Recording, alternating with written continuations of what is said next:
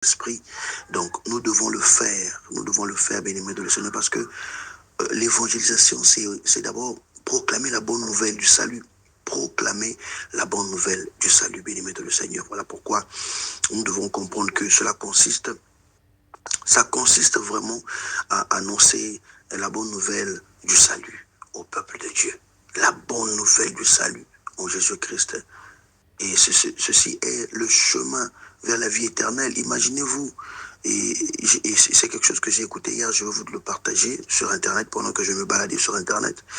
Il y a une vidéo où il y avait un frère qui mettait une note vocale où on pouvait écouter une sœur dire à un frère qui était en train, donc dans le contexte, un frère est en train d'être enlevé, dans le jour de l'enlèvement, Jésus est venu, Jésus nous attend là-bas au ciel, nous sommes en train de monter.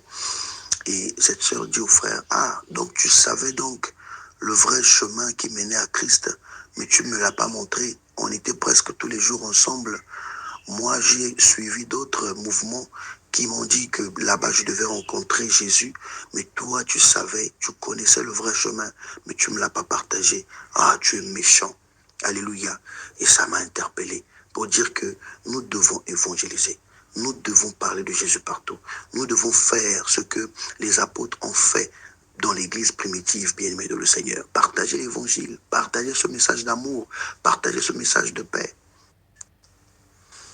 Parce que vous savez, notre message, lorsque nous évangélisons, ce message d'amour n'est pas seulement fait pour proclamer la bonne nouvelle du salut, mais aussi pour faire des disciples et les enseigner. Oui, parce que quelqu'un qui vient à Jésus-Christ va chercher à savoir quel est son rôle, quelle est la mission que le Seigneur l'a confiée.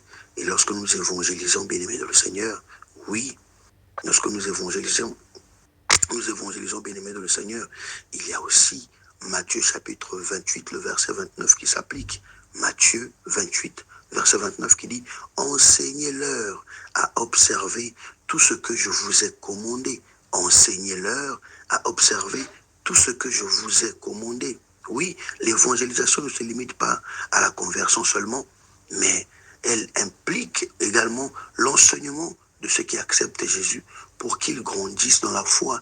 Ils doivent grandir parce que lorsqu'ils viennent à Jésus-Christ, c'est des bébés spirituels, c'est des personnes qui ne connaissent rien de Dieu, ils ne connaissent pas la parole de Dieu.